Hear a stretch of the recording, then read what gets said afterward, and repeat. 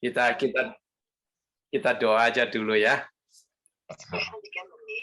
Ya.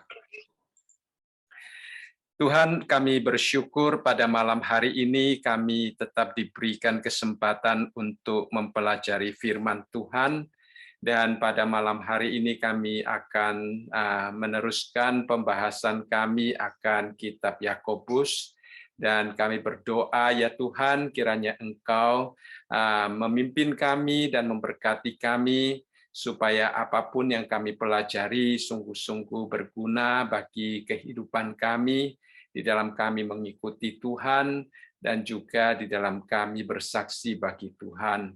Kami serahkan waktu ini sepenuhnya ke dalam tangan Tuhan. Di dalam nama Tuhan kami Yesus Kristus kami berdoa.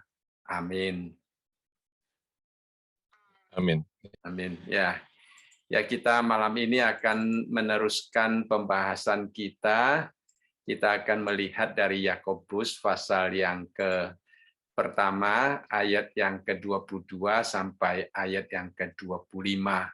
Ya, kita tahu bahwa Yakobus di dalam suratnya dia menunjukkan tentang kemurahan Allah, anugerah Allah melalui perintah-perintah yang sangat penting, dan juga kita belajar banyak tentang pelajaran-pelajaran praktika dalam iman Kristiani kita.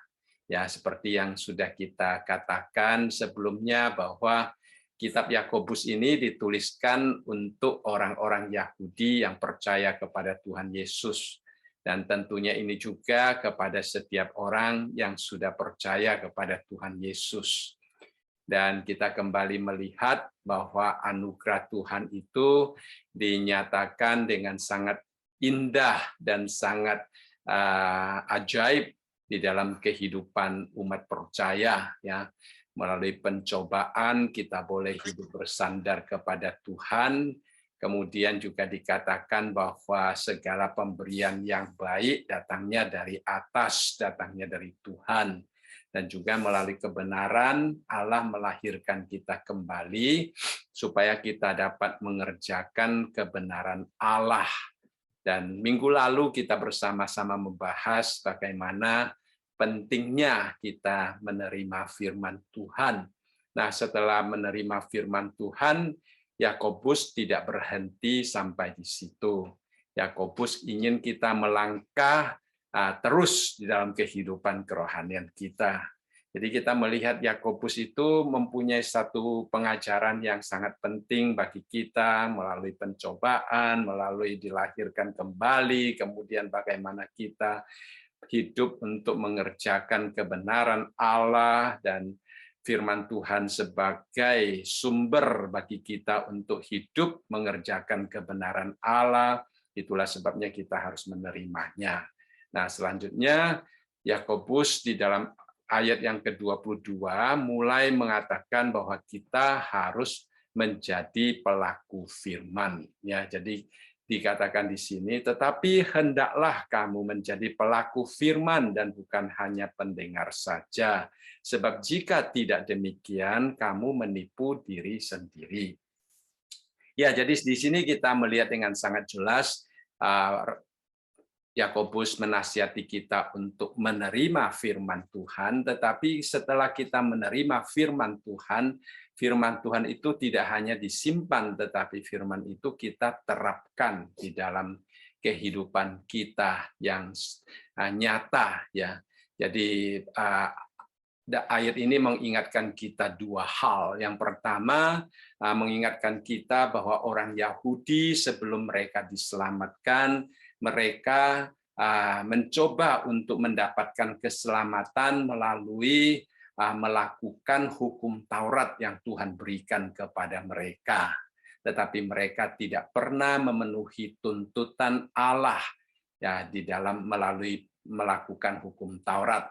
Dan di sini Rasul Paulus ingin menasihati mereka bahwa setelah mereka diselamatkan, mereka tetap harus mempunyai semangat yang sama seperti sebelum mereka diselamatkan. Ya, pada waktu sebelum mereka diselamatkan, mereka melakukan hukum Taurat supaya dibenarkan, Sekarang setelah mereka diselamatkan, mereka seharusnya lebih melakukan hukum Taurat dan tujuannya berbeda, ya, tujuannya berbeda.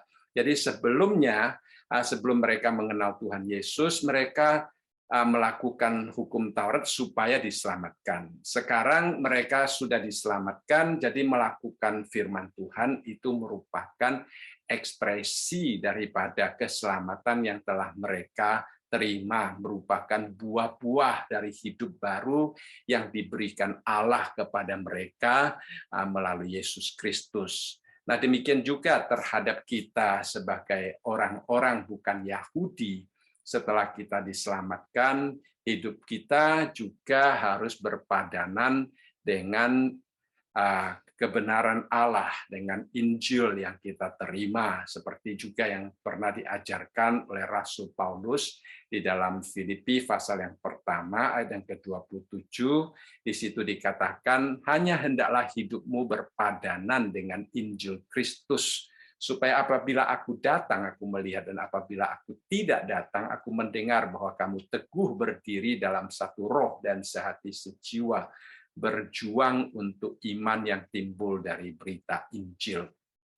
Jadi dari sini kita melihat Rasul Paulus, baik Rasul Paulus maupun Yakobus menekankan bahwa hidup kita harus berpadanan dengan firman Tuhan yang sudah kita terima. Ya, kita harus melakukan firman Tuhan yang hidup. Ya, jadi hidup kita harus sesuai dengan perintah Tuhan, hidup kita harus sesuai dengan firman Tuhan. Nah, mungkin kita bertanya, ya, mengapa ada orang tidak melakukan firman Tuhan? Ya, kadang-kadang kita melihat baik Rasul Paulus maupun di dalam kitab-kitab yang lain, Tuhan selalu menekankan bahwa kita harus mentaati firman Tuhan. Tetapi kenyataannya tetap ada orang yang tidak taat, tidak melakukan firman Tuhan. Ya, nah, mengapa bisa terjadi demikian? Ya, ada beberapa sebab. Yang pertama adalah karena ada orang tidak mengerti firman Tuhan. Jadi mungkin tidak mendengar firman Tuhan dengan baik, mungkin tidak menerima firman Tuhan dengan hati yang lemah lembut seperti di dalam ayat yang ke-21 minggu lalu, atau tidak belajar firman Allah dengan teliti. Ya, jadi tidak sungguh-sungguh mengerti firman Tuhan, itu bisa terjadi. Yang kedua, ada orang yang salah mengerti firman Tuhan, bukan hanya tidak mengerti, mungkin mengerti tetapi salah mengerti, ya. Jadi mungkin dia membaca atau mendengar dari sumber yang salah.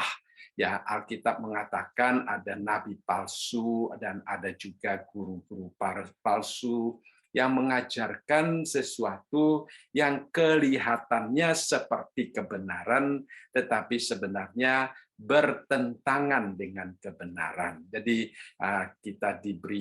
kita mendapatkan informasi dari sumber yang salah sehingga kita salah mengerti, ya. Sehingga kalau kita salah mengerti firman Tuhan, kita menyangka sedang melakukan firman Allah, tetapi sebenarnya bukan firman Allah yang kita lakukan, ya.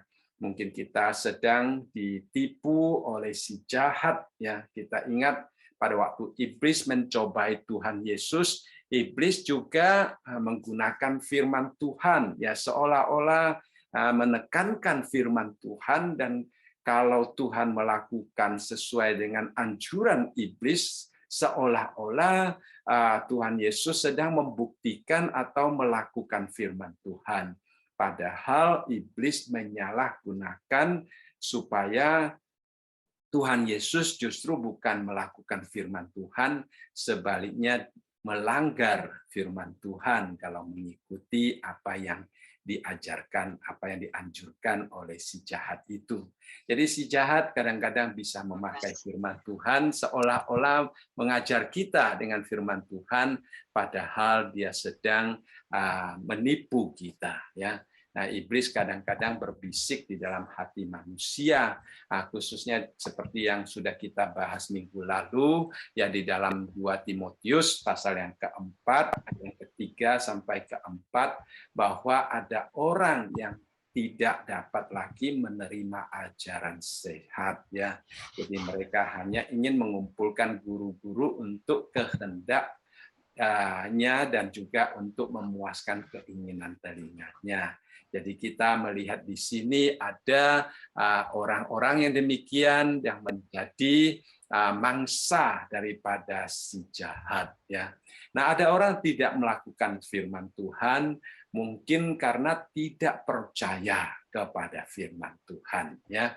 Kadang-kadang kita membaca buku para teolog liberal, kita sangat sedih karena mereka walaupun sangat pintar, mempunyai pengetahuan yang banyak tentang Alkitab, mengajar di sekolah-sekolah teologi, menulis banyak buku, tetapi sangat disayangkan ya apa yang mereka cetuskan baik di dalam pengajaran mereka, baik di dalam tulisan mereka, di dalam khotbah mereka, menunjukkan mereka tidak percaya kepada firman Tuhan. Mereka tidak percaya bahwa Alkitab adalah firman Allah ya. Mereka mulai mengkritik firman Tuhan ya, ada yang namanya neo-orthodox ya, dimulai dari Karl Barth, dia mengatakan Alkitab bisa menjadi firman Tuhan. Jika demikian, yang mana yang menjadi firman Tuhan, yang mana tidak menjadi firman Tuhan, itu membuat orang bingung ya. Jadi akhirnya orang-orang memilih ayat-ayat tertentu yang dia anggap sebagai sesuatu remah di dalam hidupnya, di dalam hatinya, dan itu yang mereka tekankan, itu yang mereka taati, sedangkan Allah menginginkan kita mentaati seluruh Alkitab ya. Nah, ada juga yang bernama Rudolf Bultmann yang mengatakan Alkitab itu banyak sekali mitosnya sehingga dia mengeluarkan teori yang menjelaskan tentang demitologisasi ya, yang sebenarnya adalah untuk membuang mitos-mitos yang ada di dalam Alkitab katanya, sehingga Alkitabnya sendiri menjadi sangat tipis, saudara sekalian. Nah, itu adalah orang-orang yang tidak percaya kepada firman Tuhan, sehingga mereka tidak melakukan seluruh firman Tuhan ya. Nah, di dalam Titus pasal yang pertama ayat yang ke-15 sampai ayat yang ke-16 di situ dikatakan bagi orang suci semuanya suci. Tetapi bagi orang najis dan bagi orang tidak beriman suatu pun tidak ada yang suci, karena baik akal maupun suara hati mereka najis. Mereka mengaku mengenal Allah, tetapi dengan perbuatan mereka menyangkal Dia. Mereka keji dan durhaka dan tidak sanggup berbuat sesuatu yang baik. Ya, jadi kita melihat di sini tidak beriman kepada Tuhan, baik akal maupun suara hati mereka tidak menyatakan, tidak melakukan firman Allah. Ini adalah keadaan orang yang tidak melakukan firman Tuhan. Selain daripada tidak percaya, kita juga melihat ada orang yang keras kepala, seperti orang Israel ya. Orang Israel sangat keras kepala sehingga mereka sengaja tidak mau mentaati firman Tuhan. Yang mereka suka bersungut-sungut, mereka suka melakukan apa yang mereka inginkan, yang bertentangan seringkali dengan firman Tuhan ya. Seperti di dalam Yeremia pasal yang ke-6 ayat yang ke-16 sampai ayat yang ke-19 di situ dikatakan, beginilah firman Tuhan, ambillah tempatmu di jalan-jalan dan lihatlah. Tanyakanlah jalan-jalan yang dahulu kala. Di manakah jalan yang baik? Tempuhlah itu. Dengan demikian jiwamu mendapat ketenangan. Tetapi mereka berkata, kami tidak mau menempuhnya. Perhatikan, ya Tuhan menjanjikan jiwa yang tenang, tetapi mereka tidak mau menempuhnya.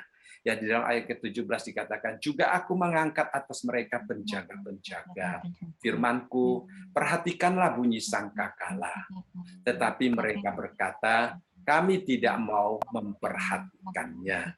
Jadi ada satu sikap yang menentang, satu sikap yang tidak mau taat. Ya.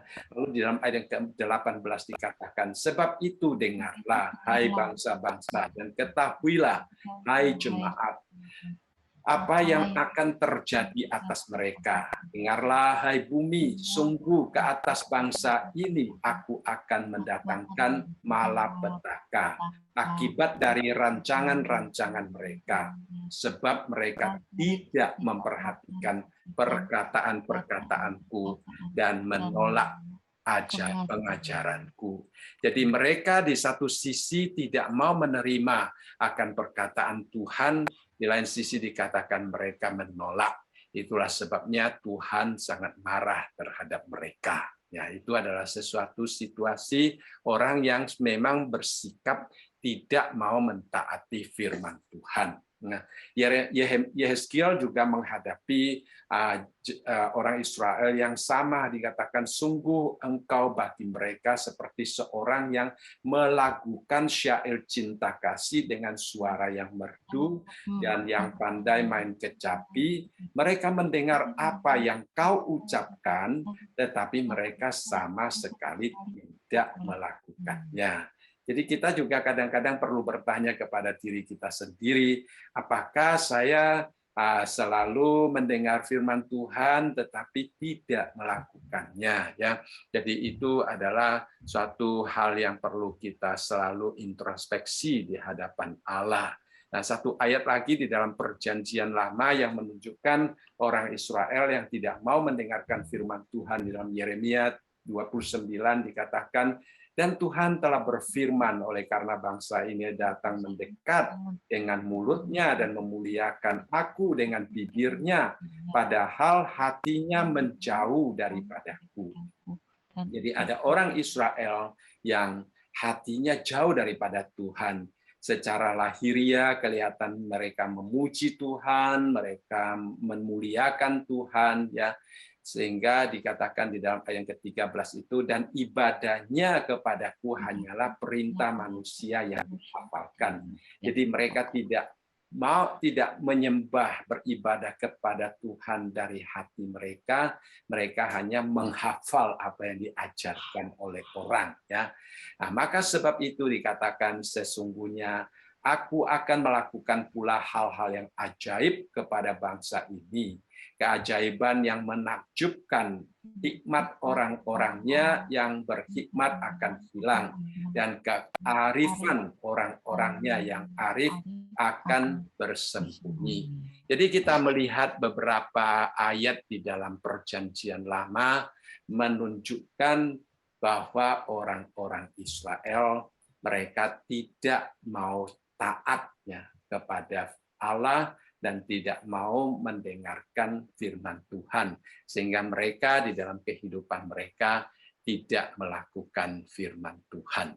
Jadi kalau kita ingin menjadi pelaku firman Allah, bagaimana caranya supaya kita dapat menyenangkan Tuhan? Pertama-tama, ya kita di dalam ayat yang ke-19 mengatakan bahwa kita mendengar dengan teliti dan baik. Ya, ingat di dalam ayat yang ke-19 dikatakan, hendaklah kamu cepat mendengar, lambat dalam berkata-kata, dan lambat dalam marah, saudara sekalian. Ya, jadi kita harus cepat mendengar, termasuk mendengar firman Tuhan. Nah, cepat mendengar firman Tuhan artinya kita mempunyai satu kerinduan untuk mendengar dengan teliti dan dengan rendah hati. Kemudian kita menyimpan firman Tuhan di dalam hati kita seperti pemazmur, ya, di dalam Mazmur pasal yang ke-19 ayat yang ke-11 di sini dia katakan, dalam hatiku aku menyimpan janjimu. Jadi saudara sekalian, apa yang kita simpan di dalam hati kita? Tapi kalau pemazmur dia mengatakan yang dia simpan di dalam hatinya adalah janji Tuhan, supaya aku jangan berdosa terhadap Engkau. Ya, Lukas juga mencatat pada waktu Tuhan Yesus ya bersama dengan ibu bapaknya pergi ke bait Allah, kemudian pada waktu pulang ya orang tuanya jalan duluan dan Tuhan Yesus masih tetap berada di bait Allah. Kita melihat di dalam Lukas pasal yang kedua dikatakan, dan ketika orang tuanya melihat dia, tercenganglah mereka, lalu kata ibunya kepadanya, "Nak, mengapakah engkau berbuat demikian terhadap kami?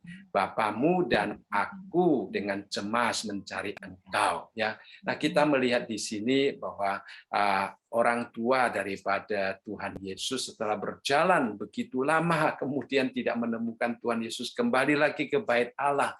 Lalu ibunya ada sedikit kesal rasanya ya, mengapa engkau mencemaskan kami gitu ya. Jadi dia katakan Bapamu dan aku dengan cemas mencari engkau. Kita melihat ayat yang ke-49 ya. Jawabnya kepada mereka. Jadi jawab Yesus kepada mereka ya. Mengapa kamu mencari aku? Tidakkah kamu tahu bahwa aku harus berada di dalam rumah Bapakku? Jadi sepintas lalu kelihatannya sepertinya Tuhan Yesus tidak mengerti rasa cemas daripada orang tuanya, ya seolah-olah Tuhan Yesus tidak mengerti bagaimana mengapa ibunya sampai kembali untuk mencari dia ya. Tetapi saudara sekalian, sebenarnya Tuhan Yesus ingin memberitahukan sesuatu yang lebih penting ya, yang mungkin tidak dimengerti oleh kedua orang tuanya.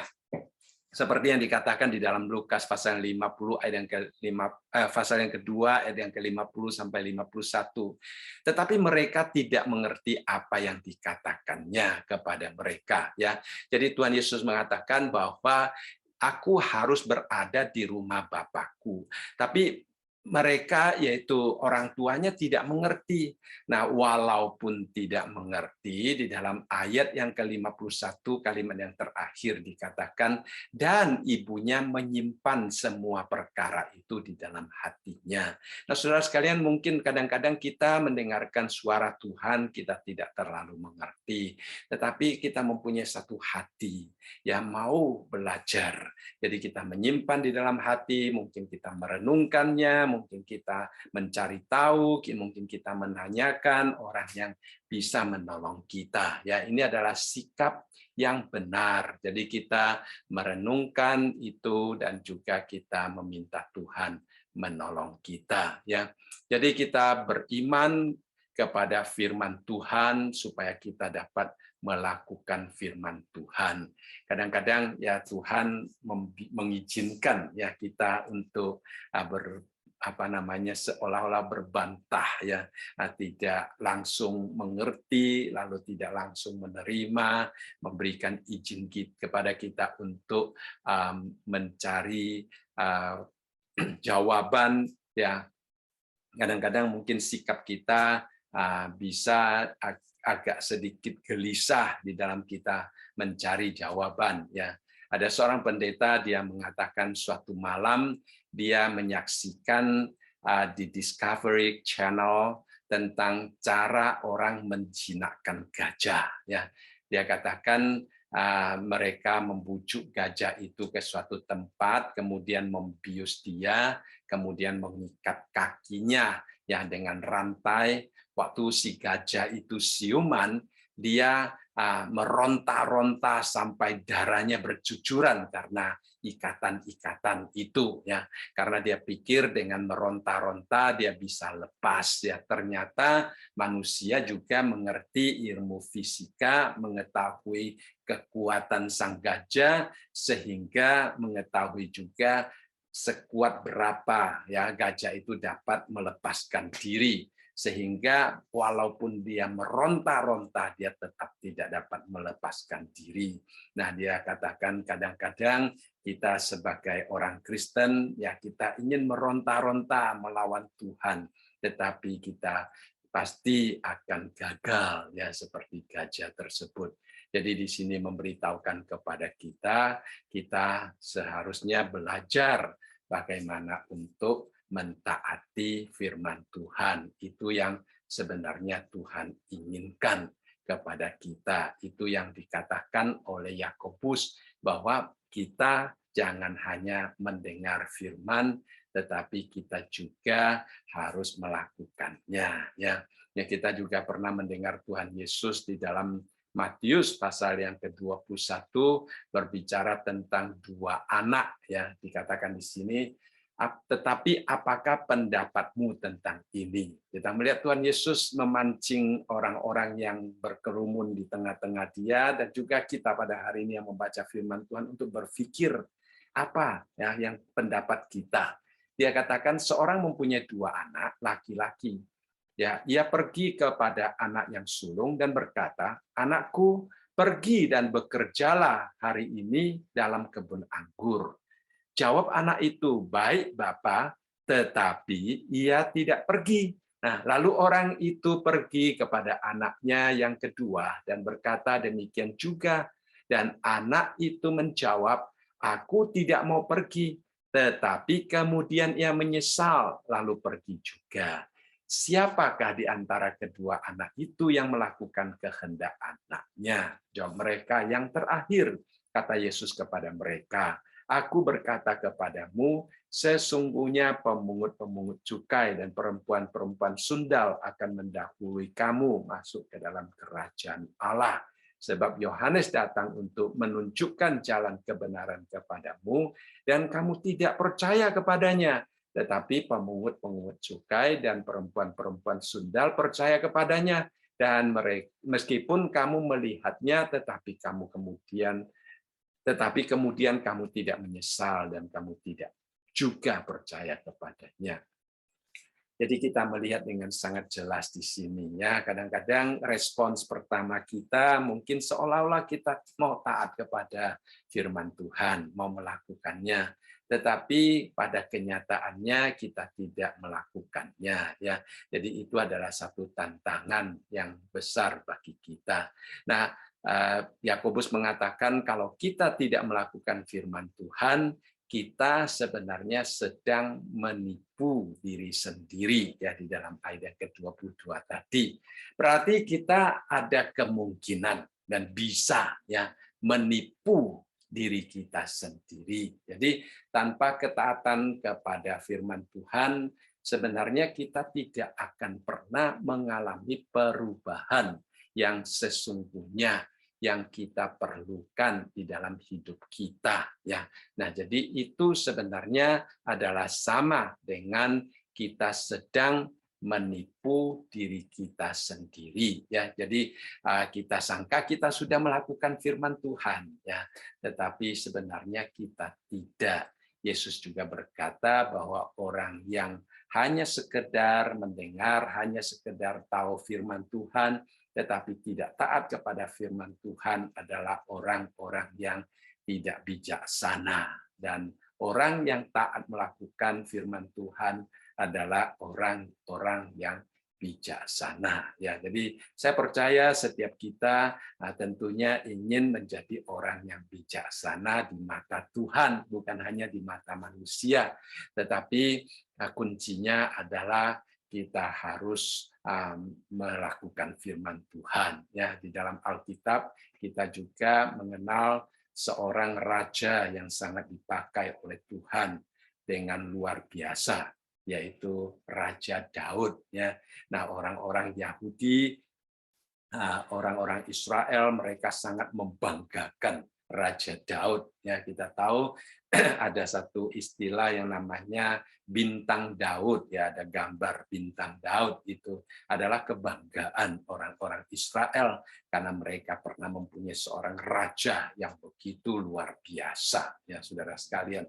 Tetapi bagi Daud sendiri, ya, kebesarannya itu dia dapatkan bukan karena kehebatan dia, bukan karena kepemimpinan dia, bukan karena dia itu lebih daripada orang lain, tetapi karena dia mempunyai sebuah hati yang mau taat kepada firman Allah. Ya, dia mempunyai sebuah hati yang mau membaca, merenungkan firman Allah, menyanyikan mazmur, dan juga melalui Mazmur dia mengungkapkan rasa kagum dan hormatnya kepada Allah, ya. Jadi itu adalah sebenarnya rahasia yang lebih penting dibandingkan dengan bagaimana dia mempunyai teknik yang hebat di dalam kepemimpinan ataupun di dalam peperangan, ya. Hatinya kepada Tuhan justru merupakan kunci, ketaatannya merupakan rahasia sehingga hidupnya berhasil, ya. Seperti juga pernah dia katakan di dalam Mazmur pasal yang ke-119 ayat yang ke-60, dia katakan, aku bersegera dan tidak berlambat-lambat untuk berpegang pada perintah-perintahmu. Perhatikan baik-baik, ya. Dua istilah yang dia tekankan mempunyai arti yang sama, yaitu segera dan tidak berlambat-lambat, saudara sekalian. Ya, kadang-kadang ini juga merupakan satu sikap yang harus kita pelajari, yang harus kita latih di dalam kita mengikuti Tuhan. Ya, tidak berlambat-lambat, tetapi segera kita berpegang pada firman Tuhan. Artinya di dalam kehidupan kita sehari-hari, di dalam mengambil keputusan, di dalam berhadapan dengan orang, di dalam melakukan segala sesuatu, ya kita memakai firman Tuhan sebagai pedoman, sebagai standar bagi kita, sehingga kita dapat mengekspresikan hati Allah, kehendak Allah melalui praktika hidup yang nyata. Jadi saya percaya setiap kita rindu, ya, agar supaya Tuhan memakai kita seperti memakai Daud, ya. Jadi kita juga harusnya belajar rahasia mengapa Daud bisa dipakai oleh Tuhan, yaitu karena dia mempunyai hati yang mau percaya kepada Tuhan dan mau mentaati firman Tuhan, ya. Jadi kita pertama-tama kita harus tahu, ya, firman Tuhan dengan baik. Karena apa? Karena si jahat suka menipu kita, ya. Oleh sebab itu dikatakan di dalam ayat yang ke-22 tadi, tetapi hendaklah kamu menjadi pelaku firman dan bukan hanya pendengar saja, sebab jika tidak demikian kamu menipu diri sendiri. Jadi kadang-kadang, ya, kita menyadari bahwa ada kemungkinan bagi kita, ya, menipu diri kita sendiri. Kadang-kadang kita ditipu oleh si jahat, saudara sekalian, yang di dalam Wahyu mengatakan, dan naga besar itu si ular tua yang disebut iblis atau setan, ya, yang menyesatkan seluruh dunia. Jadi dia adalah iblis atau setan yang menyesatkan seluruh dunia. Memang akhirnya itu dia akan dilemparkan, ya. Di dalam pasal yang ke-20 ayat yang ke-10 juga dikatakan, dan iblis yang menyesatkan mereka, ya. Jadi kita melihat iblis selalu ingin menyesatkan kita. Tetapi bukan hanya iblis dapat menyesatkan dan menipu kita, kita sendiri kadang-kadang yang menyesatkan diri sendiri, yang menipu diri sendiri dengan tidak melakukan firman Tuhan, ya. Di dalam Amsal pasal yang ke-16 ayat yang ke-25 juga dikatakan ada jalan yang disangka lurus tetapi ujungnya menuju maut. Ya, jadi kita melihat di sini ujungnya menuju maut. Berarti kita mungkin menyangka sesuatu itu benar, tetapi kita melakukannya ternyata itu menghancurkan. Ya. Nah, saya membaca sebuah cerita dikatakan ada seorang Kristen, dia memakai seluruh tabungannya untuk mengadakan kerjasama bisnis dengan seseorang, ya. Dan kemudian dia ditipu oleh orang tersebut dan uangnya habis semua dimakan oleh orang tersebut, ya. Nah, waktu saya membaca ini saya teringat dengan seorang teman kami yang datang dari Surabaya. Dia menjual perusahaannya di Surabaya, kemudian sampai di sini dia bersama dengan satu orang dari China membeli satu supermarket, ya. Dia memberikan semua uang kontannya kepada orang tersebut, lalu orang itu membeli supermarket di LA waktu itu. Kemudian ternyata orang yang mengambil uang kontannya membayar dengan cek yang kosong kepada pemilik supermarket, dan barang-barang di supermarket itu semua barang-barang yang sudah hampir kadaluarsa, sehingga teman kita ini hilang semua hartanya. Ya, saudara sekalian, memang kadang-kadang kita bisa berhadapan dengan orang yang menipu kita, kita mempercayakan diri kepada mereka, tetapi mereka justru menipu kita. Ya, kita menyangka dia akan menolong kita, padahal dia sedang mencari kesempatan untuk menerkam kita. Jadi orang Kristen ini yang saya baca di artikel juga demikian, katanya investasinya hilang semua, mimpinya hancur katanya. Lalu dia pergi ke Better Business Bureau. Jadi Better Business Bureau orangnya bertanya kepada orang Kristen itu, mengapa kamu tidak datang kepada kami dulu untuk menanyakan akan kerjasama ini? Lalu orang itu berkata kepada dia, kepada biro ini, katanya, ya kami sebenarnya tadinya tidak datang karena kami tahu kalau seandainya kami datang menanyakan, pasti Bapak mengatakan bahwa bisnis ini jangan diteruskan, katanya. Nah, dia sudah tahu bahwa dia akan dinasihati jangan, tetapi dia masih mempercayakan diri ya kepada orang yang pada akhirnya menipu dia. Saudara sekalian, itulah yang dikatakan ya, ada jalan yang disangka lurus, saudara sekalian. Nah, kita kadang-kadang memang mengeraskan hati, tidak mau mendengarkan nasihat orang lain. Ya, kita menyangka bahwa keyakinan kita, kepercayaan kita itu benar, kita teruskan, ya kita tidak mau mendengarkan, akhirnya kita pada akhirnya dikatakan ujungnya adalah maut. Jadi kita harus selalu meminta hikmat daripada Tuhan dan selalu juga meminta kekuatan daripada Tuhan. Kalau firman Tuhan memberitahukan kepada kita mana yang benar, mana yang salah, mana yang harus kita lakukan, mana yang tidak boleh kita lakukan. Kita mohon Tuhan memberikan hati yang taat supaya kita dapat melakukannya dengan baik, supaya kita tidak menjadi orang yang menipu diri sendiri. Ya.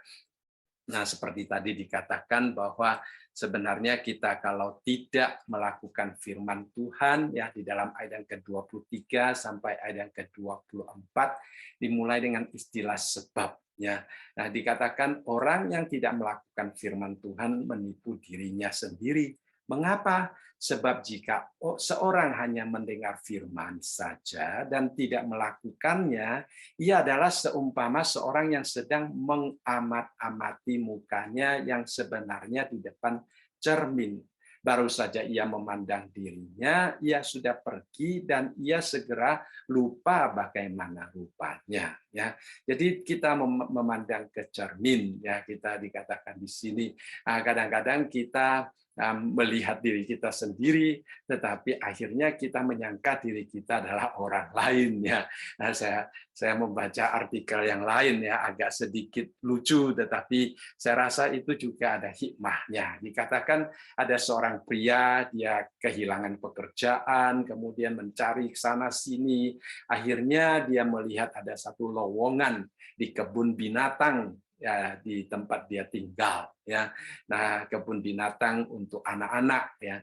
Dia bertanya tentang pekerjaan itu dan menemukan bahwa kebun binatang itu memiliki posisi yang sangat tidak biasa ya untuk diisi, katanya ya. Lalu pekerjaan apa dia tanyakan kepada orang yang bekerja di kebun binatang itu. Lalu orang kebun binatang itu berkata, engkau akan menyamar sebagai gorila, katanya. Ya, karena gorila kami telah mati dan mereka masih belum mendapatkan yang baru, katanya. Sementara menunggu mendapatkan gorila yang baru ini, ya, dia meminta seseorang untuk menjadi gorila ya dengan memakai pakaian setelan gorila, ya memang kelihatannya mirip sekali dengan gorila, ya, dan juga meminta dia bertingkah seperti gorila untuk satu masa sampai mereka mendapatkan gorila yang baru.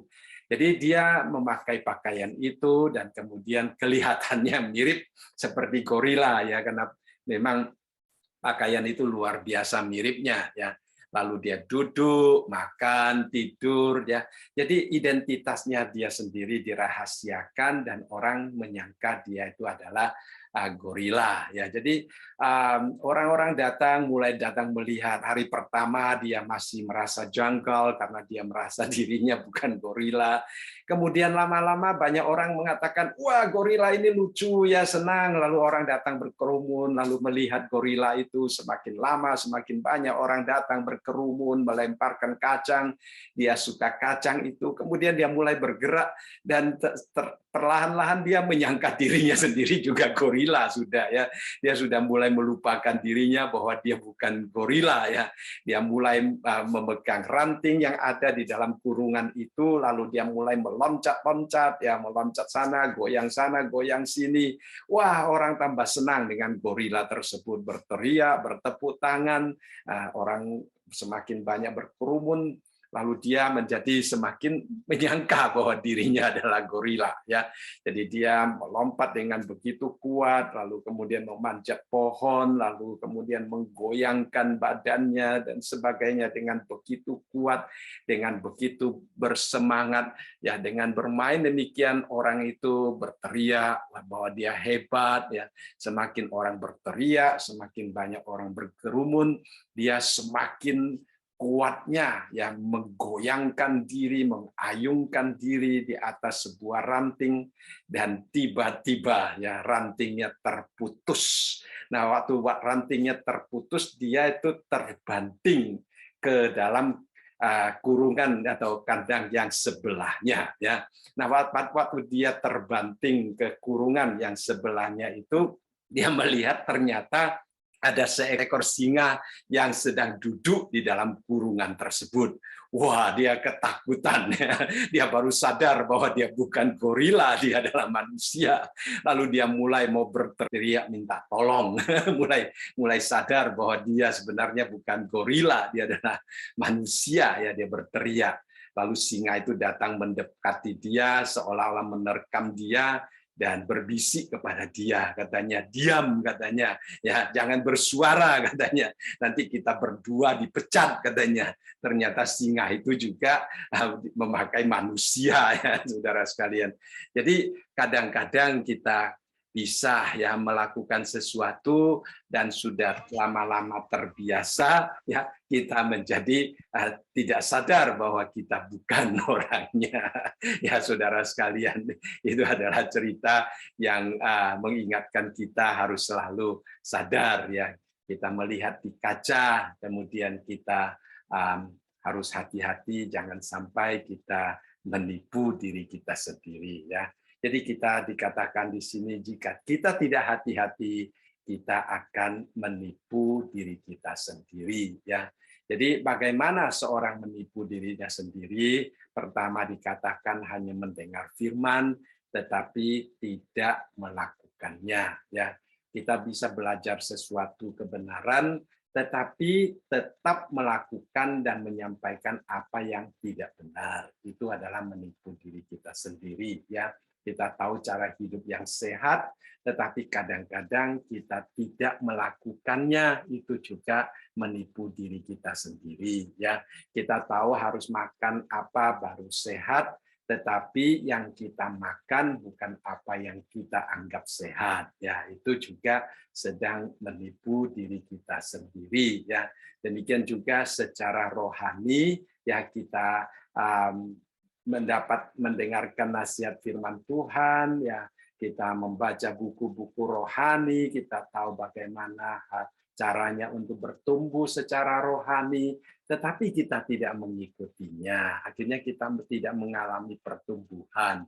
Ya, kita sedang menipu diri kita sendiri. Di sini dikatakan kita melihat, sepertinya kita melihat di cermin, kemudian kita pergi dan kita melupakannya. Ya, saya membaca satu cerita yang lain. Ya, dikatakan suatu hari ada seorang istri menelpon suaminya supaya membelikan bunga untuk dan mengantarkannya kepada seorang temannya yang sedang berulang tahun pada hari itu. Ya, jadi suaminya pergi ke toko bunga, kemudian memilih-milih bunga, ya, setelah memilih dia membeli, kemudian dia bawa ke mobil. Ya, pada waktu dia sedang menyetir di keramaian, ya, dia memandang ke kaca, ternyata hidungnya itu ada serbuk bunga. Ya, nah dia karena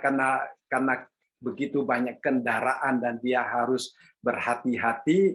Jadi setelah melihat serbuk bunga di hidungnya, dia berpikir, nanti sajalah baru saya bersihkan hidung saya. Dia pikir begitu, karena bahaya sekali kalau dia terus memandang ke kaca, ya dia tidak berani. Jadi dia menyetir terus. Kemudian sampai di rumah orang tersebut, ya dia turun dan dia membawakan bunga itu, dan dia bertemu dengan orang-orang di sekitar. Dia merasa, loh, kok orang-orang di sekitar saya memandang saya dengan aneh, katanya. Nah, ya lalu dia menganggap orang-orang lain yang memandang dia aneh itu aneh. Dia tidak menganggap diri sendiri aneh, tapi dia merasa orang yang memandang dia itu aneh. Ya. Lalu kemudian dia mengantarkan bunga, orang yang menerima bunga juga tersenyum agak aneh, katanya. Kemudian dia pergi, ya. Kemudian dia sampai ke mobil. Waktu dia sampai di mobil, melihat ke kaca, ternyata hidungnya itu ada serbuk yang memang aneh, katanya. Ya. Jadi dia tadinya tidak cepat-cepat membersihkannya, akhirnya dia lupa, saudara sekalian. Ya. Jadi kadang-kadang kita juga demikian di dalam kehidupan kita. Ya, kadang-kadang kita tidak membersihkan diri kita dengan cepat, baik melalui firman Tuhan ataupun melalui nasihat-nasihat daripada orang-orang yang mengasihi kita. Akhirnya kita tetap menunjukkan satu kehidupan seperti orang tadi yang di hidungnya ada serbuk bunga itu, ya saudara sekalian. Jadi kita minta Tuhan menolong kita, ya, kalau kita bercermin di hadapan firman Tuhan, kita mau sungguh-sungguh bercermin dengan teliti, ya. Jadi kita melihat di dalam ayat yang ke-23 dikatakan firman Tuhan itu diumpamakan sebagai cermin, saudara sekalian, ya. Jadi pertama-tama kita tahu cermin adalah hal yang kecil, tetapi cermin itu paling jujur, ya. Kalau manusia kadang-kadang kita masih bertanya, gimana? Kadang-kadang di luar kita tidak punya cermin, khususnya sekarang foto-foto, ya. Kadang-kadang kita jadikan teman kita sebagai cermin kita. Gimana rambut saya? Ya, gimana baju saya? Ya, kadang-kadang ada orang yang dengan teliti memberitahukan kepada kita, menolong kita, tapi kadang-kadang ada orang melihat saja, oh bagus, bagus, bagus, gitu, ya. Nah, saudara sekalian, tetapi cermin adalah sesuatu yang paling jujur, ya. Dia tidak pernah kompromi, dia akan menunjukkan siapa kita sebenarnya, ya. Jadi cermin tidak akan menutup kekurangan kita, juga tidak akan memuji-muji kita, ya. Cermin hanya akan menunjukkan siapa kita sebenarnya. Dan satu hal yang perlu kita ingat, bahwa pada zaman Yakobus, ya, cermin itu mungkin hanya terbuat dari logam yang sangat halus, dan seseorang tidak dapat merefleksikan dirinya atau melihat wajahnya dengan jelas, dengan akurat, ya. Sama seperti hari ini kita mungkin memandang diri kita di depan sendok yang mungkin jernih sekali, tetapi masih tetap kabur, ya. Nah, waktu itu juga demikian. Mungkin kadang-kadang orang memakai air untuk jadikan cermin untuk melihat wajahnya. Jadi cermin pada zaman dahulu tidak sama dengan cermin saat ini. Kalau saat ini kita melihat cermin, ya kita dapat melihat dengan sangat jelas keadaan kita, ya. Nah, ketika kita membaca firman Tuhan, ya Alkitab menjelaskan bahwa firman Tuhan itu seperti cermin, ya. Nah, selain fungsi cermin untuk menunjukkan diri kita dengan jujur, ada seorang penulis, dia pernah menulis demikian, Satu kali dia pergi mengikuti satu ceramah, ya. Kemudian di dalam ceramah itu orang itu menjelaskan tentang firman Tuhan adalah cermin. Selesai ceramah itu dia mengemukakan pertanyaan dan kemudian pembicara itu meneruskan dengan memberikan satu perumpamaan. Dikatakan bahwa pembicara itu kemudian mengeluarkan dompetnya, kemudian di dalam dompetnya itu, di dalam saku dompetnya itu, ya di dalam dia merogoh dompet kulit itu, kemudian mengeluarkan satu cermin bundar yang kecil, kira-kira ukurannya seperempat daripada dompetnya, ya ukuran lingkaran kecil gitu. Dan dia katakan kepada orang-orang yang ada yang mengikuti ceramahnya, ya dia bilang, ketika saya masih kecil karena masa perang katanya kami sangat miskin, hidup kami sangat miskin katanya. Lalu anak-anak suka bermain di jalanan katanya. Satu hari dia bermain di jalanan, dia melihat ada kaca sepeda motor yang pecah. Kemudian kaca-kacanya itu jatuh berantakan di jalanan. Dia katanya tadinya mencoba untuk mengumpulkan semua kaca itu supaya dilem kembali, supaya menjadi cermin yang agak besar katanya. Ternyata tidak bisa. Lalu dia mencari yang paling besar, ya. Kemudian dia mengoresnya, mengasahnya di batu, lalu membuat kaca itu menjadi sesuatu yang bundar, yang kecil itu.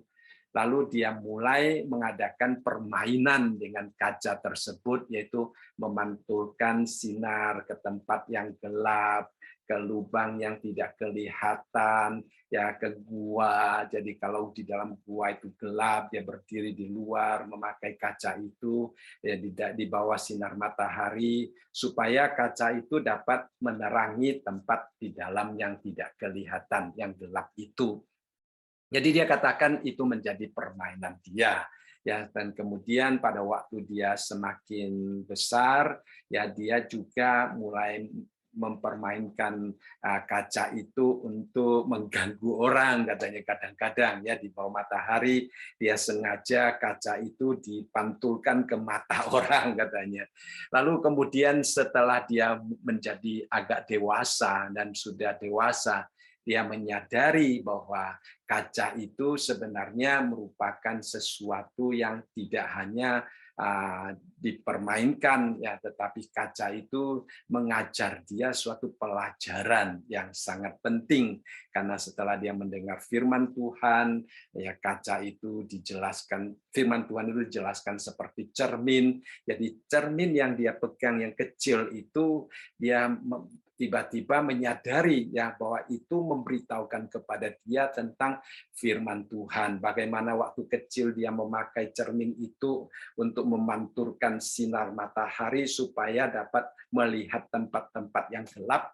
Lalu dia sadar bahwa firman Tuhan itu juga seperti cermin yang memantulkan kebenaran Allah di dalam hatinya, yang dia sendiri tidak menyadarinya. Ya, dia sendiri tidak tahu bahwa ada tempat-tempat gelap di dalam hatinya yang dia tidak sadari, yang juga mungkin orang lain tidak melihatnya.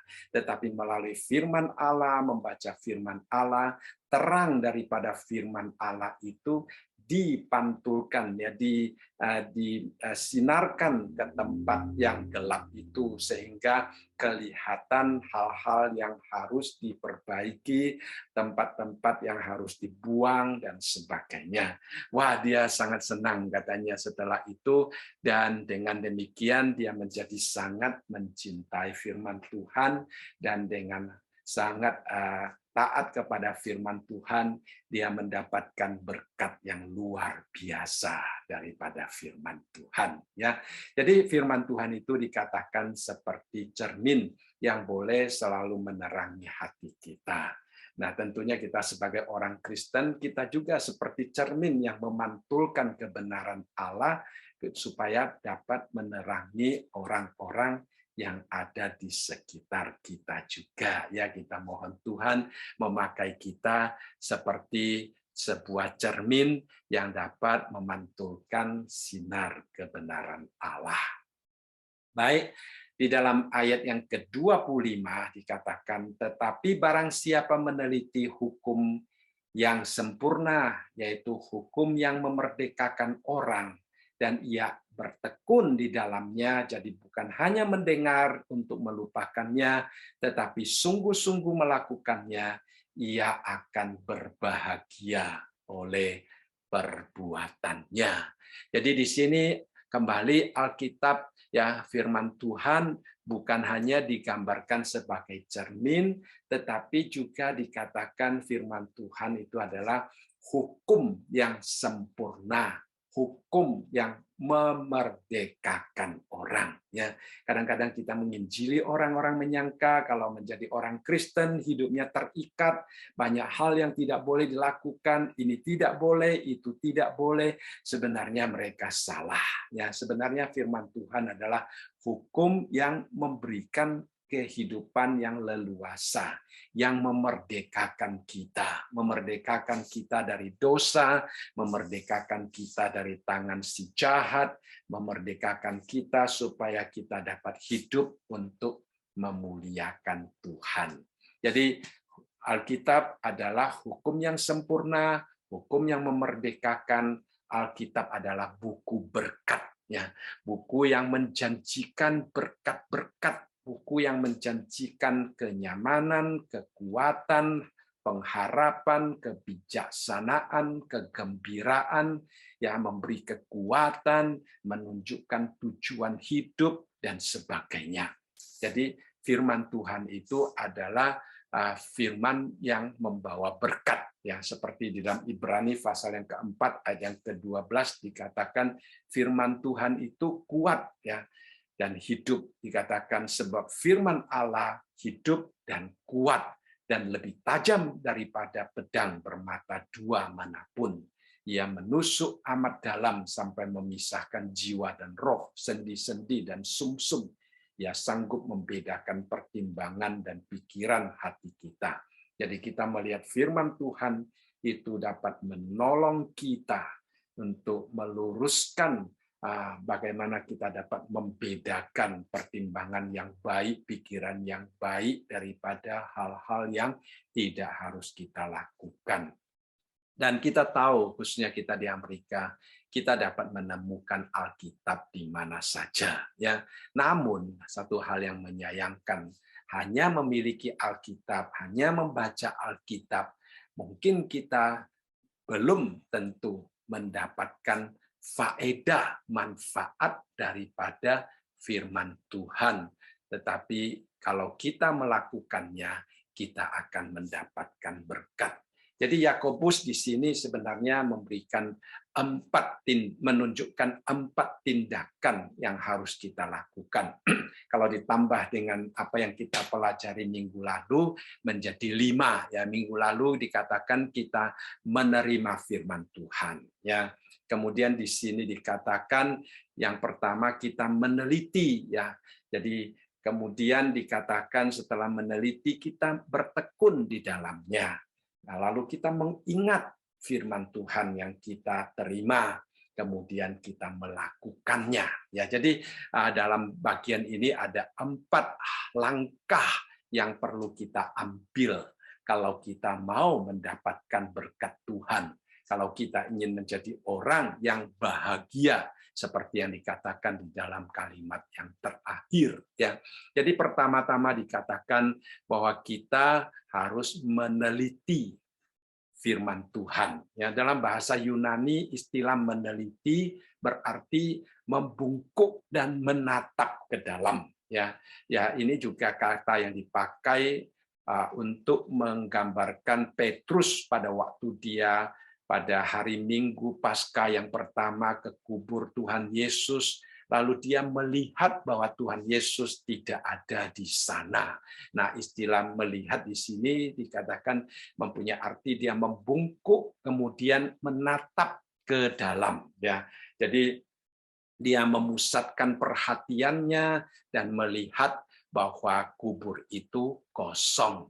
Jadi kita juga meneliti, artinya kita melihat ke dalam firman Tuhan. Jadi kadang-kadang ada orang bercermin dengan dua cara, ya. Kadang-kadang kita bercermin, kita hanya melihat bagian-bagian yang kita ingin lihat, ya. Mungkin orang bercermin hanya melihat bagian dari rambutnya saja, ataupun melihat matanya, ataupun melihat hidungnya, ya dia hanya memperhatikan bagian tertentu saja. Tetapi Yakobus mengatakan kita meneliti, ya, kita mengamat-amati. Jadi kita berkaca dengan melihat keseluruhannya. Jadi membaca Alkitab juga demikian. Kadang-kadang orang suka memilih ayat-ayat tertentu, ayat favoritnya, ya. Apalagi ada ajaran yang mengatakan Alkitab bisa menjadi remah di dalam hati kita. Lalu kita hanya mementingkan remah, ya itu saja, ya saudara sekalian. Sebenarnya Allah ingin kita membaca secara keseluruhan, secara sistematis, mengerti seluruh ajaran firman Tuhan. Ya, jangan kita hanya mengambil sedikit-sedikit, ya itu tidak terlalu membantu kita. Ya, jadi kita dikatakan meneliti firman Tuhan. Setelah meneliti, kalimat yang kedua dikatakan dan ia bertekun di dalamnya, ya. Yakobus mengatakan bahwa kita harus bertekun. Nah, kata bertekun di sini artinya kita mempelajari firman Tuhan, meneliti firman Tuhan secara berulang-ulang, ya. Jadi bukan hanya satu kali, tetapi berulang-ulang, ya, seperti juga istilah lain yaitu bermeditasi, ya, bermeditasi berulang-ulang, ya. Jadi meditasi adalah memikirkan sesuatu berulang-ulang, seperti di dalam Mazmur pasal yang pertama dikatakan merenungkan firman Allah siang dan malam, ya. Jadi ada seorang menggunakan gambaran begini, katanya, kalau kita pernah khawatir, ya, maka kita tahu arti daripada bermeditasi, katanya. Mengapa? Karena khawatir adalah memikirkan masalah kita berulang-ulang, ya. Kalau orang yang khawatir kan selalu memikirkan masalahnya, katanya. Jadi khawatir, kalau orang tahu arti khawatir pasti tahu bermeditasi. Cuma bedanya katanya kalau khawatir memikirkan masalah berulang-ulang, meditasi adalah memikirkan firman Tuhan berulang-ulang, ya. Jadi Alkitab mengajarkan kita untuk selalu merenungkan firman Tuhan, ya. Seperti yang Tuhan Yesus katakan kepada murid-muridnya, jikalau kamu tetap dalam firman-Ku, kamu benar-benar adalah murid-Ku, dan kamu akan mengetahui kebenaran, dan kebenaran itu akan memerdekakan kamu. Jadi kita merenungkannya, kemudian kita akan mengerti firman Tuhan, dan kita mendapatkan berkat-Nya, ya. Kemudian kita melihat yang ketiga di dalam ayat ini dikatakan kita bukan hanya mendengar untuk melupakannya, tetapi kita harus mengingat firman Tuhan, ya. Kita harus mengingat firman Tuhan. Dengan kata lain, mungkin kita harus selalu menyimpan firman Tuhan itu di dalam hati kita, ya. Salah satu cara yang dapat kita praktekkan untuk mengingat firman Tuhan adalah menghafal ayat-ayat Alkitab. Ya, kalau kita menghafal ayat Alkitab, kita mengingatnya pada waktu hidup nyata kita menghadapi tantangan, saat kita perlu mengambil keputusan, firman Tuhan yang mungkin tersimpan di dalam alam bawah sadar kita itu akan memberikan terang, akan memberikan bimbingan kepada kita untuk mengambil keputusan ataupun berjalan ke arah yang benar. Jadi kita harus menyimpan firman Tuhan di dalam hati kita, seperti pemazmur tadi mengatakan, dalam hatiku aku menyimpan janjimu supaya aku jangan berdosa terhadap engkau, ya. Jadi menyimpan firman Tuhan. Kemudian di dalam ayat yang ke-25 tadi, selain kita tidak melupakannya, kita mengingatnya, kita juga harus dengan sungguh-sungguh melakukannya. Ya, kita memberikan respons dengan mempraktekkannya, ya. Tuhan Yesus pernah berkata bahwa domba-dombaku mendengar suaraku dan aku mengenal mereka, ya. Jadi kalau kita adalah domba Tuhan, kita mendengar suara Tuhan, lalu Tuhan mengenal kita, dan yang terakhir dikatakan mereka mengikut aku, ya.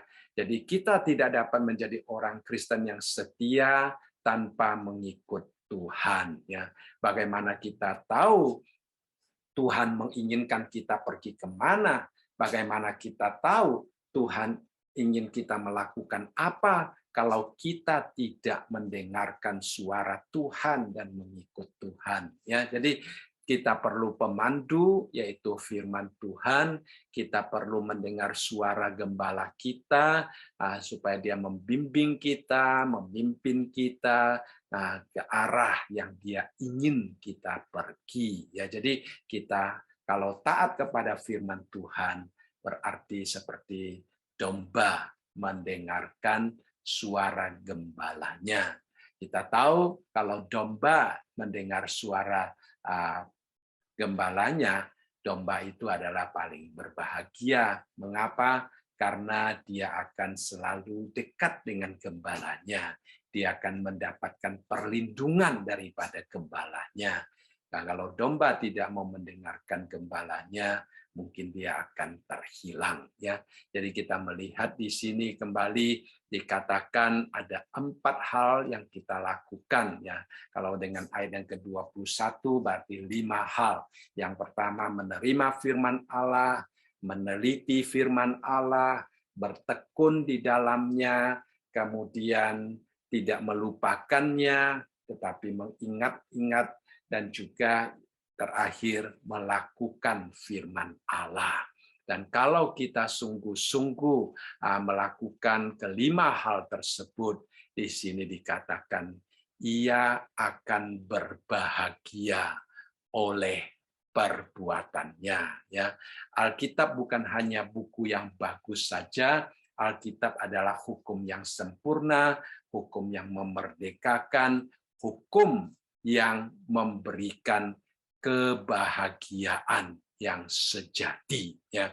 Nah, pada waktu Tuhan Yesus setelah dia membasuh kaki murid-muridnya, kemudian Tuhan Yesus ingin agar supaya murid-muridnya mengikuti teladannya di dalam melayani, dan Tuhan Yesus mengatakan, jikalau kamu tahu semua ini, ya, maka berbahagialah kamu jika kamu melakukannya. Artinya kalau murid-murid yang datang kepada dia, melihat dia membasuh kakinya, kemudian mengerti apa yang Tuhan Yesus lakukan, kemudian mengikuti akan cara Tuhan Yesus untuk melayani sesamanya, yaitu adalah melakukan apa yang mereka tahu, maka mereka adalah orang yang berbahagia, ya.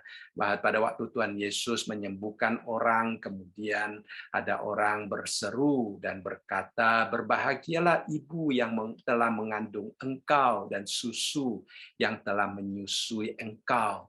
Tuhan Yesus menjawab apa? Tuhan Yesus berkata, yang berbahagia ialah mereka yang mendengarkan firman Allah dan yang memeliharanya. Jadi Maria adalah orang yang sangat berbahagia karena dia mau taat kepada Tuhan. Ya, kita tahu pada waktu malaikat datang kepada Maria, Maria berkata, aku adalah hamba Tuhan, jadilah kepadaku menurut kehendak Tuhan. Jadi dia mempunyai satu hati penyerahan. Nah, dengan melakukan firman Tuhan, dia adalah orang yang berbahagia. Jadi menurut Tuhan Yesus, Maria berbahagia karena dia melakukan firman Tuhan. Ya, ayat yang tidak asing bagi kita. Ya, Tuhan Yesus berkata, Setiap orang yang mendengar perkataanku ini dan melakukannya, ia sama dengan orang yang bijaksana, yang mendirikan rumahnya di atas batu, kemudian turunlah hujan dan datanglah banjir. Lalu angin melanda rumah itu, tetapi rumah itu tidak rubuh, sebab didirikan di atas batu. Tetapi setiap orang yang mendengarkan perkataanku ini dan tidak melakukannya, ia sama dengan orang yang bodoh yang mendirikan rumahnya di atas pasir, kemudian turunlah hujan dan datanglah banjir. Lalu angin melanda rumah itu sehingga rubuhlah rumah itu dan hebatlah kerusakannya. Jadi rumah itu diumpamakan adalah hidup kita. Ya, kalau hidup kita melakukan firman Tuhan yang kita dengar, kita akan menghadapi tantangan seperti angin, seperti banjir, seperti hujan yang melanda hidup kita. Ada tantangan, saudara sekalian, ya. Jangan percaya bahwa setelah percaya kepada Tuhan kita bebas daripada tantangan, kita bebas daripada kesulitan, kita bebas daripada sakit penyakit. Ya tidak, saudara sekalian. Mungkin akan lebih banyak tantangan yang kita hadapi karena iblis ingin menghancurkan kita. Tetapi kalau kita melakukan firman Tuhan, kita seperti rumah yang dibangun di atas batu yang kokoh. Tapi kalau kita tidak melakukan firman Tuhan, ya, nah rumah ini juga menunjukkan tentang hidup kita akan roboh dan rusak. Ya, jadi kita sebagai kesimpulannya, saudara sekalian, kita ingin menjadi orang yang berbahagia, ya, dan kita mohon Tuhan menolong kita untuk melakukan firman Tuhan, ya. Jadi kita menerima firman Tuhan dengan hati yang bersukacita, kita meneliti firman Tuhan dengan seksama, kita bertekun di dalamnya, ya, belajar dengan berulang-ulang, kita mengingatkan kata-kata yang kita terima, kemudian kita menerapkannya di dalam hidup kita. Maka firman Tuhan akan membawa berkat besar di dalam hidup kita. Baik, saya rasa malam ini sampai di sini. Saya akan pimpin doa dulu ya. Kita berdoa bersama. Tuhan, kami sungguh bersyukur dan berterima kasih karena Engkau begitu mengasihi kami dan begitu ingin memberkati hidup kami. Engkau ingin kami menjadi orang-orang yang berbahagia. Engkau ingin kami menerima berkat-berkat yang telah Tuhan sediakan bagi kami. Nah, hanya sedikit yang Tuhan minta, yaitu mendengarkan firman Tuhan, kami menelitinya, kami bertekun di dalamnya, kami menyimpan di dalam hati kami, dan kami melakukan sesuai dengan firman-Mu. Tuhan, kami sadar kami sangat lemah, tetapi kami percaya Roh Kudus yang telah mengilhamkan firman akan selalu menerangi hati dan pikiran kami, akan selalu menopang hidup kami, supaya firman Tuhan boleh kami praktekkan dengan sempurna di dalam setiap aspek kehidupan kami. Terima kasih Bapa, terpujilah nama-Mu. Di dalam nama Tuhan kami, Yesus Kristus, kami berdoa. Amin. Ya, terima kasih semua.